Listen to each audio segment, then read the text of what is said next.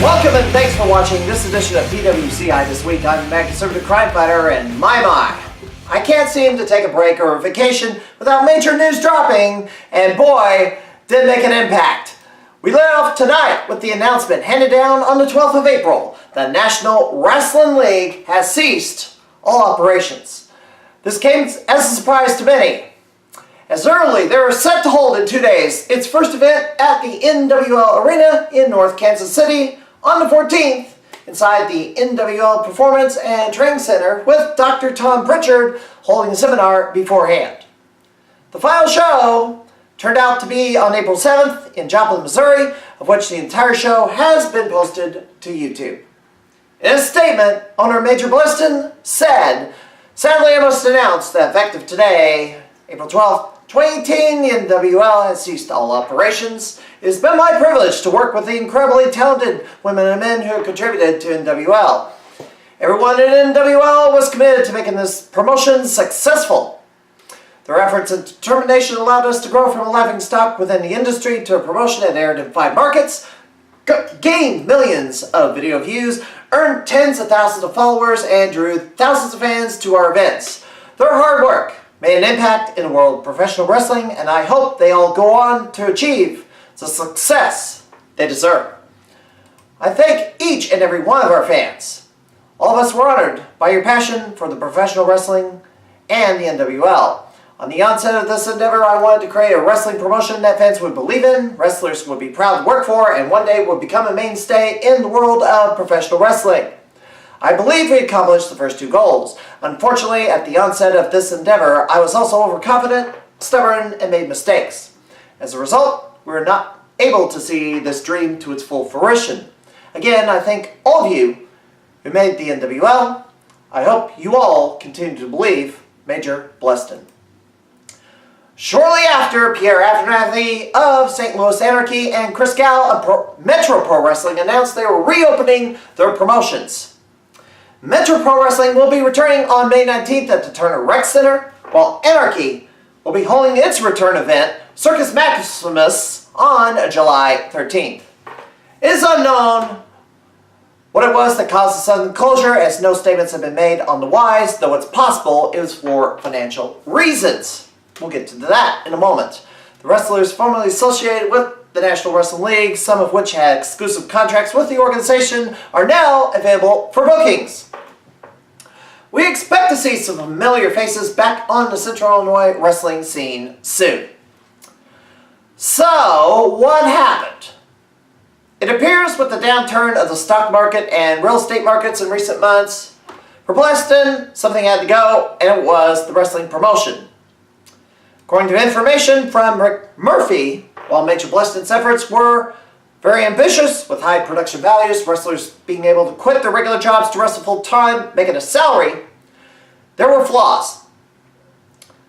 The goal of attracting 900 or 1,200 per show to be profitable by June 2018 fell short, as they were attracting 400, 500 fans, and Major may not have been able to see a way to get there. Concessions and ticket prices were thought to be pretty high. Playing off the KC-STL cross-city rivalry was a concept that didn't fully pan out, to which they changed strategy to running in a number of cities in 5 states on a circuit. Murphy believed the NWL name sounded too much like the NWL, New World Order. They didn't build wrestlers prior to them coming in. They were overly choosy about media representation. Major, being the tall man that he is, perhaps should not have appeared alongside wrestlers who were shorter than he was.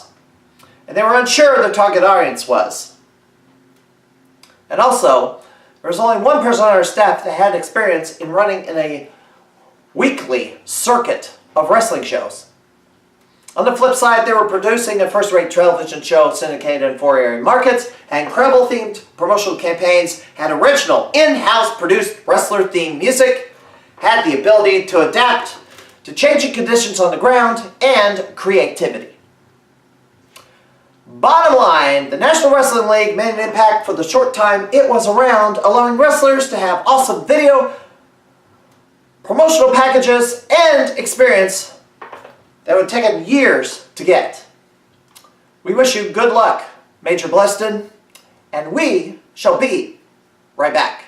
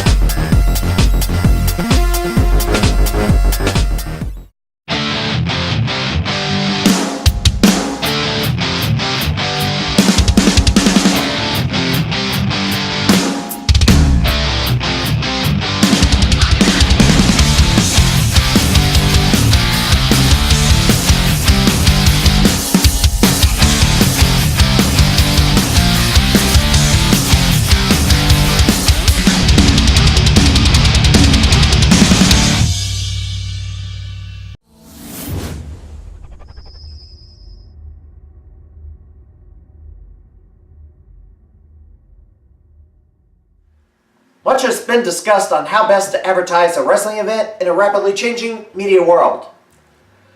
There's been so many changes due to technology and how individuals get their media and information.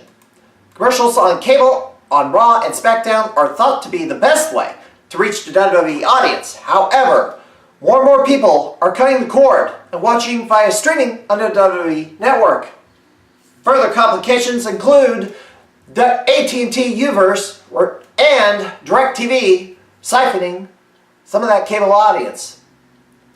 Newspaper ads, while far more reasonable in small-town papers, are very pricey in bigger media markets like Springfield and Champaign, where fewer people are getting their news in print and getting it online instead. I've heard Facebook advertising with boosted posts touted a lot lately, but I'm not sold on it for two major reasons. One, the tyranny of algorithms has been exposed. Facebook has been controlling what you see in your feed by algorithms, and are you really getting the results from what it claims it's doing? And two, because of what has been exposed with Facebook misusing user information and employing political manipulation and censorship, people are deleting Facebook. Though it's got a long ways to go, it lost viewership before it sees the same fate as MySpace, and you already know how I feel about Twitter. So what's left? The traditional printed poster. They're relatively cheap to print, and there's many places to go hang them. Just be sure to keep track of all the locations they're posted. Like it or not, the poster hanging on the bulletin board continues to remain the most economical means of getting the word out, and it's not going to be replaced anytime soon. Ladies and gentlemen, it is our honor to announce our next induction into the Central Illinois Pro Wrestling Hall of Fame. A famous wrestling family who brought one of the few promotions to Central Illinois regularly during the 70s and 80s. International Championship Wrestling. The Poffo family, Angelo and Judith, sons Randy and Lenny, will be inducted into the Central Illinois Pro Wrestling Hall of Fame to be accepted on behalf by the genius, Lenny Poffo. It all happens at Pinball Wrestling Association's Grand Wrestling Spectacle 8 on Saturday, May the 12th at the 8th Street Gym at 1401 North 8th Street in Springfield. Be sure to join us at the Grand Wrestling Spectacle as we honor the Poffos, forefathers of pro wrestling in Illinois at PWCI on May the 12th. Professional wrestling, entertaining action that attracts a crowd and provides excitement at a fair or festival. The right promotion will have professionally trained talent with professional grade ring gear and equipment.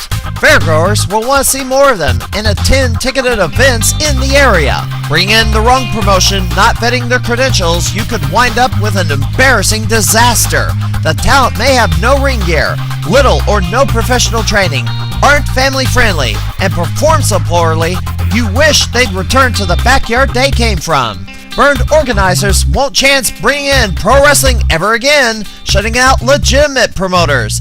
And the fairgoers, if they want to see professional wrestling, will only go to WWE events. If you want live professional wrestling at your fair festival, don't get burned. Check the credentials before you book. A public service announcement from the St. Louis wrestling community. Visit our website, stlwrestling.livejournal.com.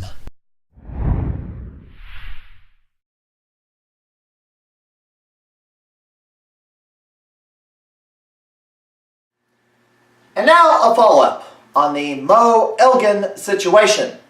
First, I am no longer going to refer to her by the name Moses Malone. Moses Malone is a legendary NBA superstar, and this disgraceful affair is doing nothing but spitting on his grave. I shall from this point forward be referring to her by her real name, Molly Woodward, or Mo for short. That name has been public information for quite some time, as noted by the Missouri courts. So in the last couple of weeks, we have been witnessing Mo's narrative against Michael Elgin imploding, and in an accelerated fashion. Another independent investigator using the pseudonym the Llama of Truth opened an investigation into the Mo Elgin situation. He has assembled a lot of screenshots and put together a webpage and video of his findings. You can reach it by going to drama-llama-of-truth.com. Here is some of what has been uncovered. The responsive plea to Elgin's lawsuit was acquired, we believe, through a FOIA request and posted on that website. The response was not filed by her attorney. As we discover, Mo has yet to hire any legal representation.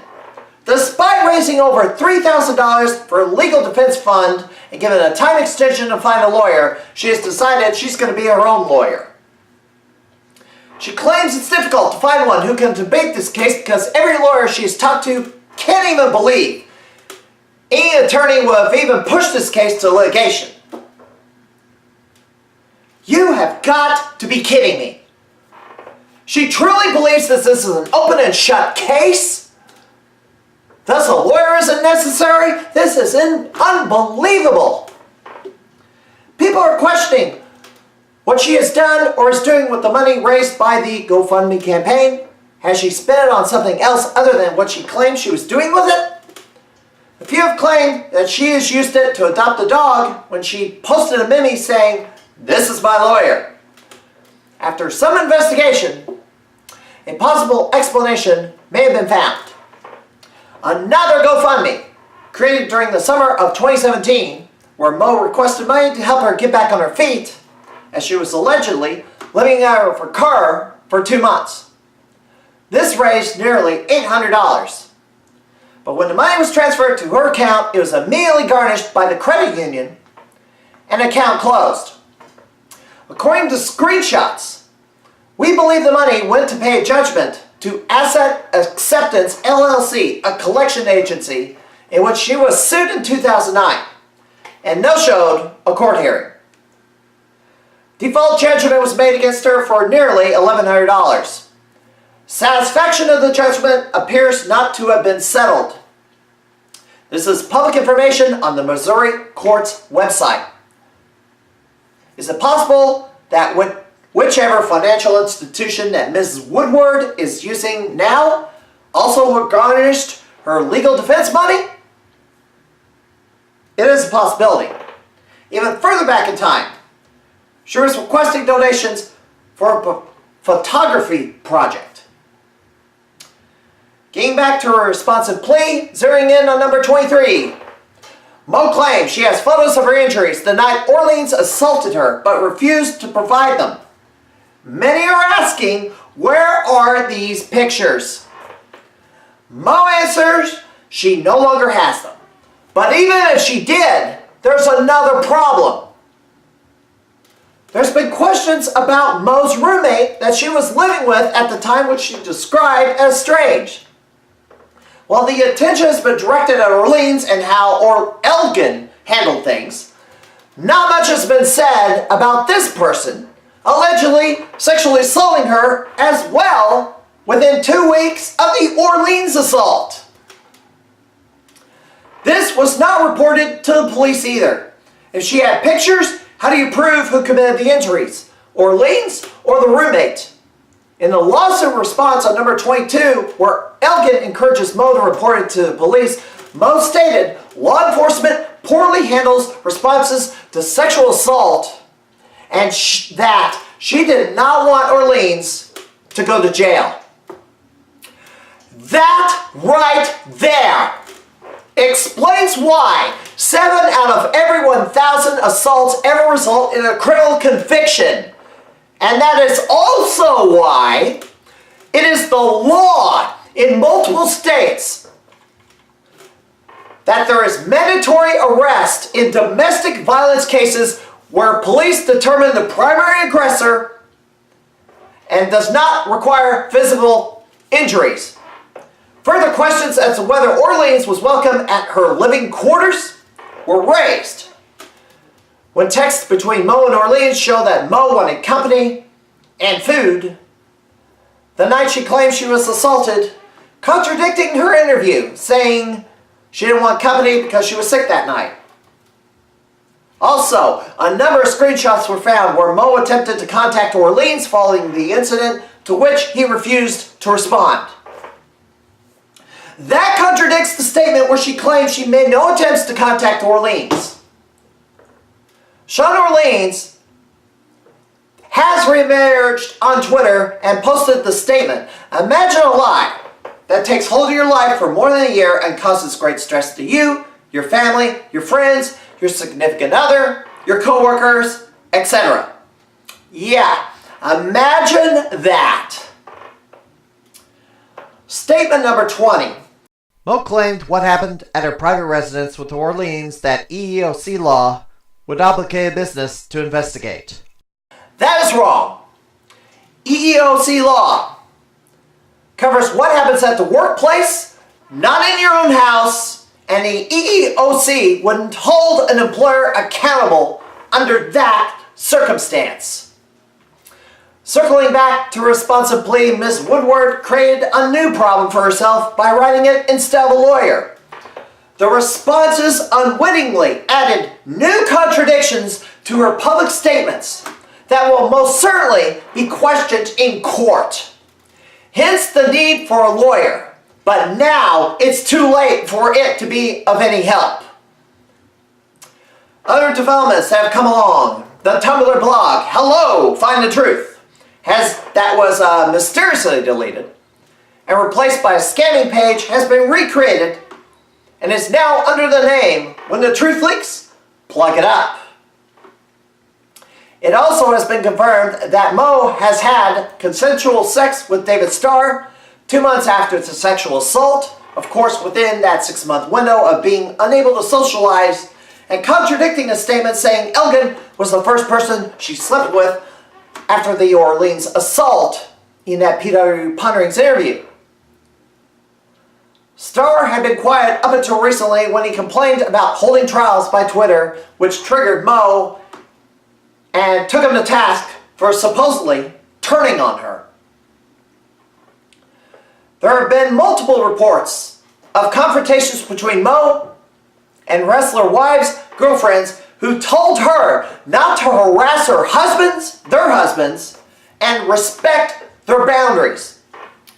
These confrontations were either in person or in response to unsolicited nude pictures sent via smartphones. So Young went so far to publicly rebuke her due to comments she made about her husband Rich Swann after Swann sent Mo a message to keep their names out of her mouth.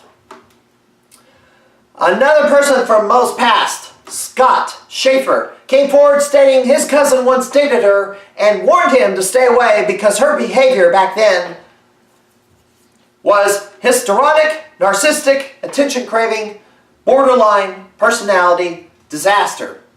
Mo, in response, called him an alcohol abuser.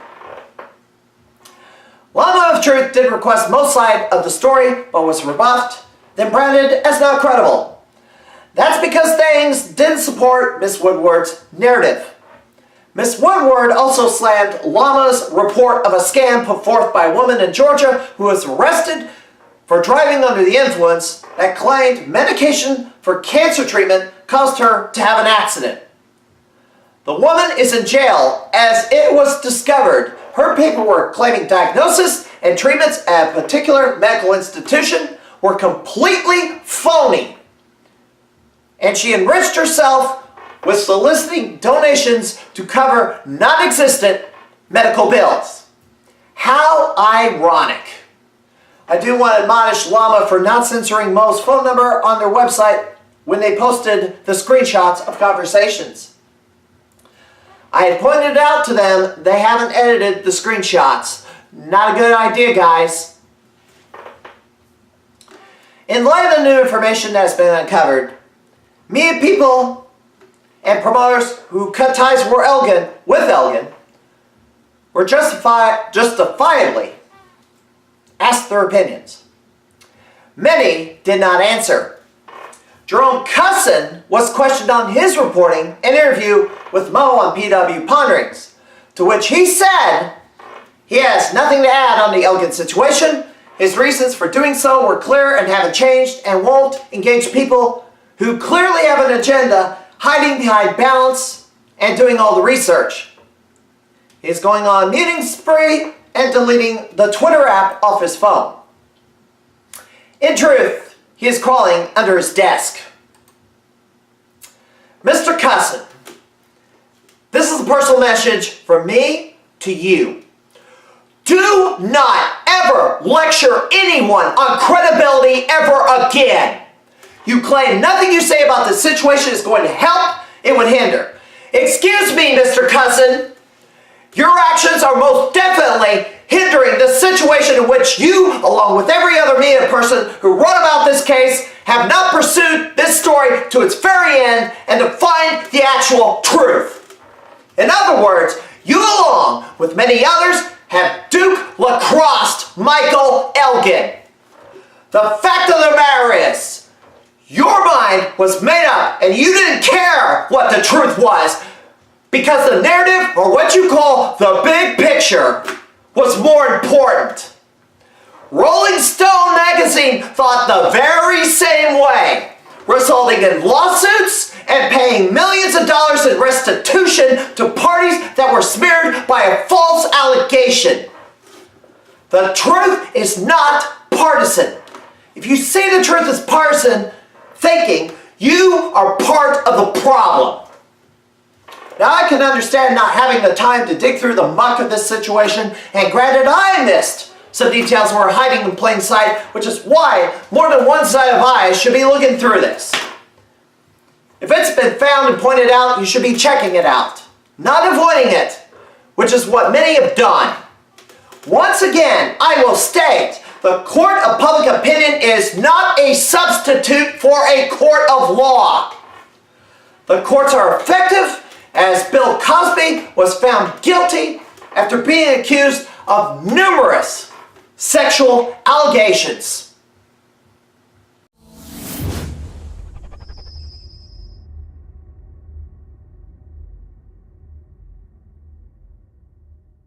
Alright, now our viewer mail segment. Via Twitter, the podcast shouldersup.net wrote the following reminder that Dave Meltzer posted the personal information of an abuse victim without her permission, and she got death threats as a result. Whether you like it or not, the Missouri courts have made this information public. Apparently, you don't understand that. All Meltzer did was repeat what is already on public record. At this point, from all the information uncovered, she has acted more like a perpetrator than a victim. That does not give anyone the right to make death threats, as that is not helping the situation at all. As a diversion from finding the facts, by the way, the bullying has gone both directions in this situation. Switchblade via YouTube wrote, honestly, it's worrying the amount of people who misunderstand the situation. About half the people who I've discussed this with seem to think a sexual assault actually happened. By that I mean he was able to go through with it and she didn't push him off. And number two, Elgin was the one doing the assault. Misinformation has always been a big problem with this whole affair, and the media hasn't helped, much less the Twitter mob. It's so bad, I'm not sure who did what to whom. Nathan Vell, via YouTube, wrote, she didn't go to the police, kind of case closed on that. He didn't tell her to go to the police to push away the situation. He did it because he cannot force punishment on an employee without the police involved for something this serious. It's so stupid that people are now booing Elgin in the USA like they would have personally handled this situation any differently. I agree with that assessment, Nathan. Justin Clark via YouTube wrote, you sound drunk, very slurred, rushed. You just don't have the voice for this. You never liked my voice, J-Mac. And not everyone is born with the perfect magical voice.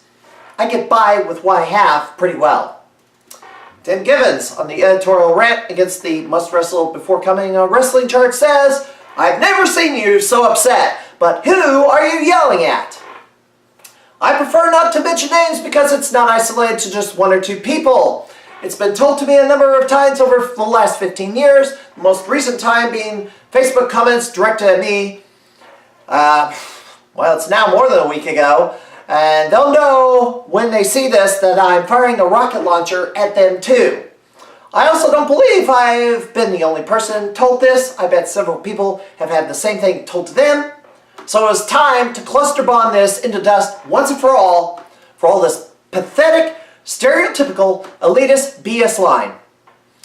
It's a side benefit to having the show is I have a proper forum to respond in kind when something this stupid is said.